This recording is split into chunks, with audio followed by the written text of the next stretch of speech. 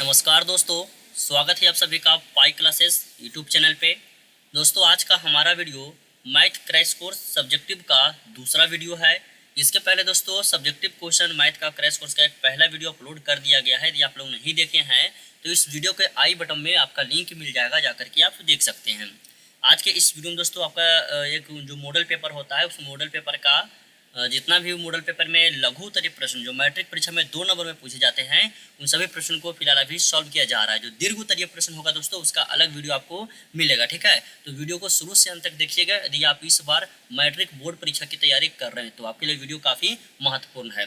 और pi classes application download नहीं किए तो एप्लीकेशन को डाउनलोड कर लीजिएगा प्ले स्टोर से, और टेलीग्राम भी ज्वाइन कर लीजिएगा आप लोग। PDF वहाँ टेलीग्राम चैनल पर आपका PDF प्रोवाइड किया जाता है, ठीक है। तो चलिए देखते हैं आज का पहला प्रश्न।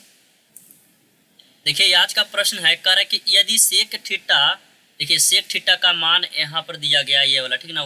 टाइपिंग में थोड़ा सा मिस्टेक हो गया है, हम नीचे लिख देते हैं, ठीक है। सेक थीटा बराबर दिया गया है 13/12, ठीक है। तो आपको मान ज्ञात करना है 1 + sin theta into 1 - sin theta बटा 1 + cos theta into -1 - cos theta का मान निकाले। टाइपिंग में थोड़ा सा मिस्टेक हो गया क्वेश्चन में। ये वजह जो 13/12 है ना, ये आपका तो का पहले होगा, ठीक है। तो सुधार लीजिएगा, यदि आप लोग कॉपी पे बनाते हैं तो इसको सुधार लीजिएगा। समझिए क्वेश्चन क्या कह रहा है। सेक थीटा का मान आपका दिया हुआ है, कितना दिया हुआ है तो 13/12 दिया हुआ है, और आपसे इसका मान ज्ञात करने के लिए बोला है 1 + sin theta into 1 - sin theta बटा 1 + cos theta into -1 - cos theta का मान ज्ञात करना है। तो चलिए इसको बनाते हैं। सबसे पहले दोस्तों हम लोग सेक थीटा का एक फार्मूला होता है, क्या होता है, cos थीटा का उल्टा cos थीटा बराबर होता है b/h। तो सेक थीटा बराबर फार्मूला क्या हो जाएगा, h/b हो जाएगा। यानी कि दोस्तों यहाँ से आपका h का मान दिया गया है 13 दिया गया है, और b का मान कितना दिया गया है तो 12 दिया गया है। और इसी के माध्यम से हम p का मान ज्ञात करेंगे तो कौन सा फार्मूला लगाएंगे, पाइथागोरस प्रमेय का फार्मूला क्या होता है, h² बराबर p² प्लस b² होता है, यही ना फार्मूला होता है। h का मान दिया हुआ 13, तो 13 का स्क्वायर करेंगे तो 13 के स्क्वायर बराबर p का मान हमको ज्ञात करना है तो p का स्क्वायर, और प्लस b का मान दिया गया है 12 तो 12 के स्क्वायर कर देंगे, ठीक है। अब आगे समझिएगा।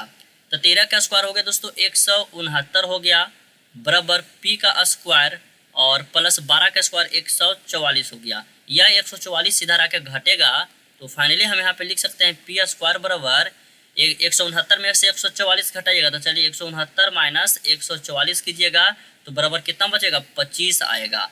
अब यहाँ से p का जब हम मान ज्ञात करेंगे तो ये 25 का अंडर रूट हो जाएगा, जिसका वर्गमूल बाहर कितना आ जाएगा तो 5 आ जाएगा। यानी कि p का मान मेरा कितना आ गया तो 5 आ गया। चलिए इतना करने के बाद अब जो दिया हुआ है पहले जिसका मान ज्ञात करने के लिए बोल रहा है ना उसको लिखते हैं। कलर चेंज करके यहाँ पे आपको बता देते हैं। दिया गया है 1 + sin theta into 1 - sin theta, और बटा नीचे दिया गया है 1 + cos थीटा और इंटू 1 - cos थीटा, यही ना दिया गया है। अब आप लोग देखिए यह एक फार्मूला पे आधारित है। फार्मूला क्या है, a + b into a - b का फार्मूला। इसका a + b into a - b का फार्मूला होता है a² - b² होता है फार्मूला। तो देखिए एक जो दिया गया है ना आप इसको a मानिए, और sin थीटा जो दिया गया है इसको आप b मानिए। तो हो रहा है कि नहीं, a + b into a - b। तो आप इसको इस तरह से भी लिख सकते हैं a² बोले तो 1 का स्क्वायर करेंगे, और -b² बोलेंगे तो sin² थीटा हो जाएगा। उसी तरह से नीचे भी फार्मूला दिया गया a + b into a - b, तो 1 का स्क्वायर करेंगे और -cos² थीटा हो जाएगा। अब देखिए यह भी आपका फार्मूला ही है, नीचे समझिएगा। यह जो 1 का स्क्वायर हो जाएगा कितना 1 हो जाएगा, और sin² थीटा हो गया, और बटा नीचे 1 का स्क्वायर करेंगे तो 1 हो जाएगा, और -cos² थीटा हो गया। तो देखिए दोस्तों 1 - sin² जो थीटा या फार्मूला होता है, या cos² थीटा का फार्मूला होता है, और 1 - cos² थीटा जो होता है यह sin² थीटा का फार्मूला होता है। अब आप लोग यह भी फार्मूला जानते हैं कि cos थीटा बटा sin थीटा रहता है तो होता है क्या, cot थीटा होता है, cot थीटा। यह भी आपका फार्मूला है। यहाँ देखिए cos² थीटा बटा sin² थीटा है तो हो जाएगा cot² थीटा। अब कॉट थीटा का फॉर्मूला क्या होता है, तो tan का होता है p बटा b, तो इसका हो जाएगा क्या, b बटा p हो जाएगा। यानी कि b का मान देखिए तो b का मान 12 है और p का मान कितना 5 है। तो यहाँ पे करेंगे 12 के स्क्वायर बटा 5 का स्क्वायर कर देंगे, तो 12 के स्क्वायर करेंगे तो 144 हो जाएगा और 5 का करेंगे तो कितना हो जाएगा 25 हो जाएगा। यानी कि आपका आंसर जो हो गया 144 बटा 25 हो गया। इसमें देखिए यह जो आपका है यह भी फार्मूला पुटिंग है। इसके बाद हम सॉल्व किए ए स्क्वायर माइनस बी स्क्वायर पर, तो ये भी आपका फार्मूला आ गया। देखिए फार्मूला बोले ना कि त्रिकोणमिति में आपका फार्मूला पुटिंग में प्रश्न ही रहता है, तो फार्मूला आपको त्रिकोणमिति के प्रश्न को सॉल्व करने के लिए याद करना पड़ेगा। तो यह प्रश्न आपका परीक्षा में 2 नंबर में पूछा था। आशा करते हैं कि आप सभी लोग को समझ में आ गया होगा। अब चलिए अगला क्वेश्चन देखते हैं। अगला क्वेश्चन देखिए वृत्त से क्वेश्चन है, इसको VVI लगा लीजिएगा। ये सब प्रश्न परीक्षा में हमेशा पूछता है, ठीक है। प्रश्न क्या कर रहा है समझिए, कह कि एक वृत्त के केंद्र से 20 सेंटीमीटर की दूरी पर स्थित एक बिंदु से वृत्त पर खींची गई स्पर्श रेखा की लंबाई ज्ञात करें यदि वृत्त की त्रिज्या 5 सेंटीमीटर हो।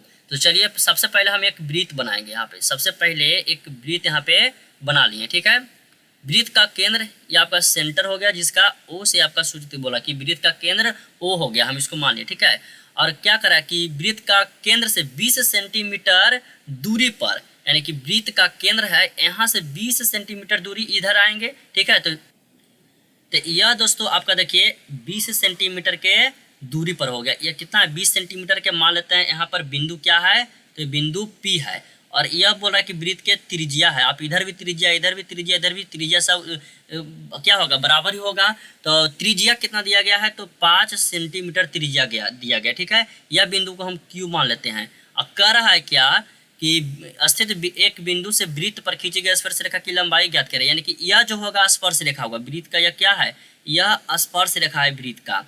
तो देखिए यह त्रिभुज एक त्रिभुज बन रहा है और आप सभी को पता है यह कौन त्रिभुज होगा, तो समकोण त्रिभुज होगा, क्योंकि वृत्त के स्पर्श रेखा पर बना कोण जो होता है वो 90 डिग्री का होता है। तो इसमें एक कोण 90 डिग्री का है, यानी कि यह समकोण त्रिभुज होगा, ठीक है। तो सबसे पहले यहाँ पे लिखिए कि दिया है, कि जो आपका दिया गया ना प्रश्न में उन सभी को आप लिख दीजिए।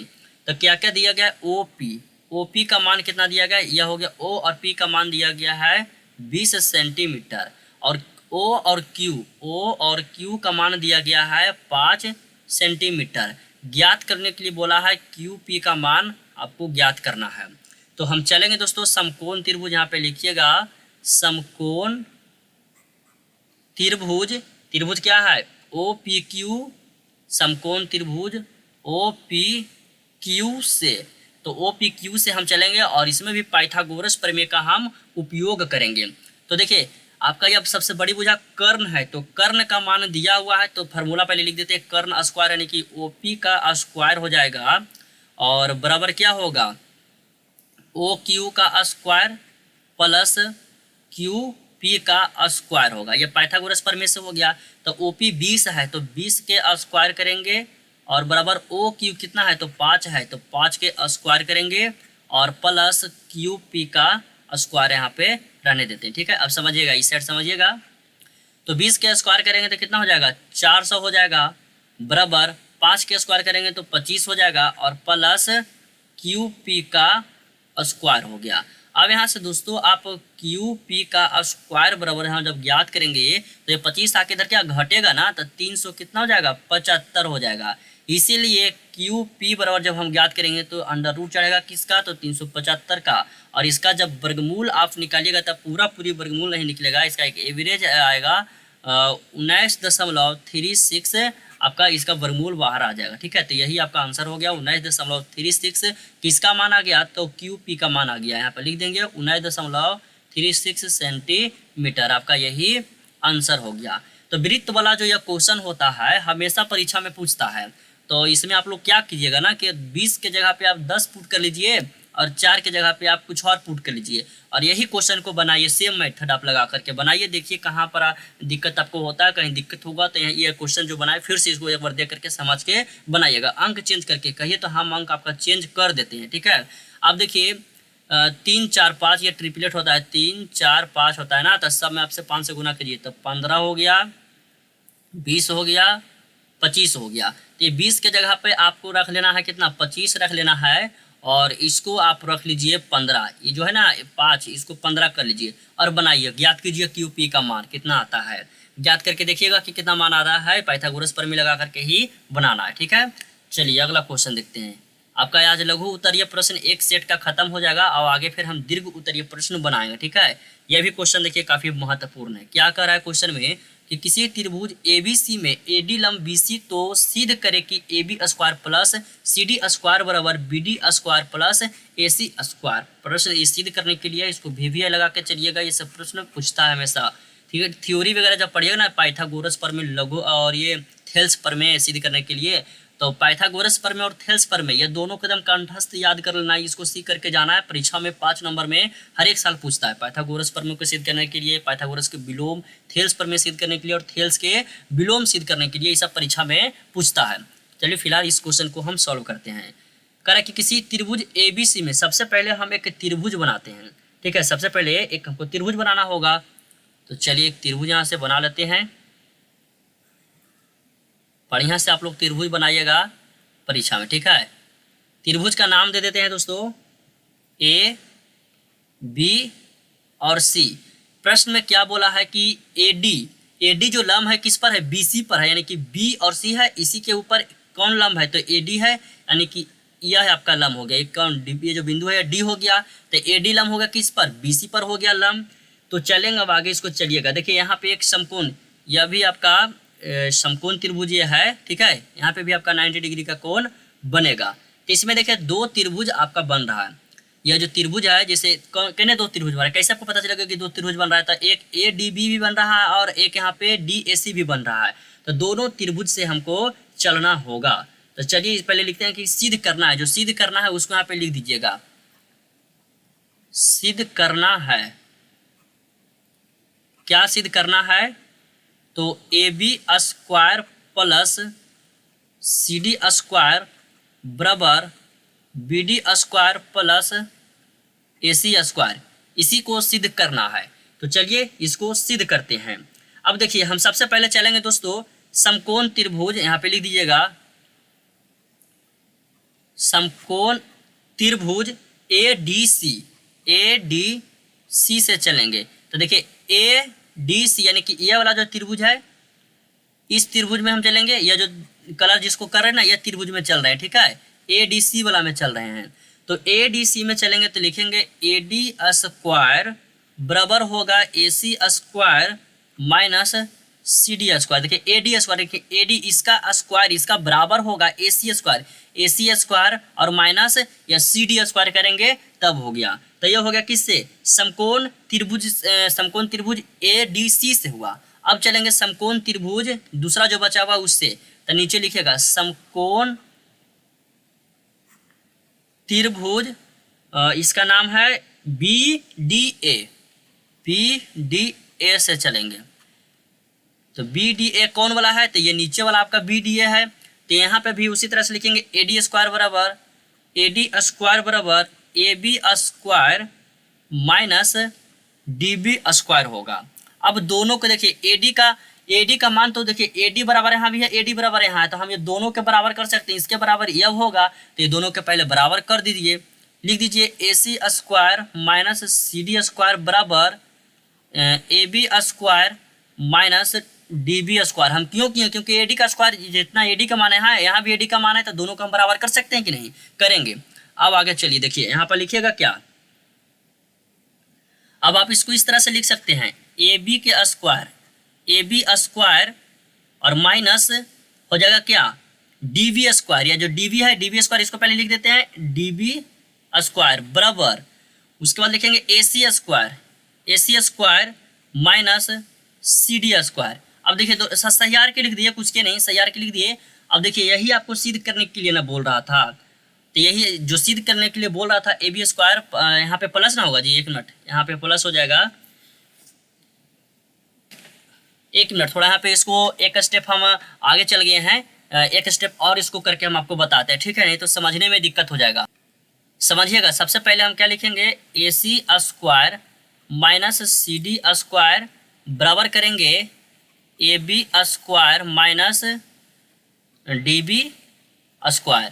ठीक है। उसके बाद आप इसको इस तरह से भी लिख सकते हैं, सैयार के इसको लिखना चाहते हैं तो A B square minus D B square, A B square minus D B square हो गया, बराबर होगा A C square minus C D square. ठीक है, इस तरह से आप लिख सकते हैं। यहाँ तक सभी को समझ में आ रहा होगा। अब आगे हम इसको लिख सकते हैं ए बी स्क्वायर प्लस, या जो सी डी है ना, इस सी डी को इस साइड लेके चलिए, सी डी की साइड, तो प्लस हो जाएगा सी डी स्क्वायर, बराबर हो जाएगा B D square, B D square plus A C square. और यही आपको सिद्ध करके लाने के लिए बोला था, तो ये आपका उत्तर हो गया। तो देखिए, इस तरह का क्वेश्चन परीक्षा में हमेशा पूछता है, तो ध्यान देके चलना है। जो भी प्रश्न बताते हैं आपको एक बार फिर से ट्राई करना है, घर पे खुद से बनाने की कोशिश कीजिएगा। कहीं दिक्कत होगा तो आप हमसे पूछ लीजिएगा। तो आपका पहला सेट का जो लघु उत्तरीय प्रश्न होता है, जो 2 नंबर में परीक्षा में पूछा जाता है, लघु उत्तरीय 2 नंबर का पूरा क्वेश्चन समाप्त हो गया। अब बच गया दोस्तों दीर्घ उत्तरीय प्रश्न। ठीक है, अब दीर्घ उत्तरीय प्रश्न नेक्स्ट वीडियो में आएगा, लेकिन उसके पहले एक ऑब्जेक्टिव क्वेश्चन का वीडियो आ जाएगा, उसके बाद फिर दीर्घ उत्तरीय प्रश्न आएगा। तो वीडियो पसंद आया हो तो वीडियो को लाइक कर दीजिएगा, चैनल को सब्सक्राइब करके बेल आइकन को प्रेस कर लीजिएगा। ठीक है, मिलते हैं अगले क्लास में।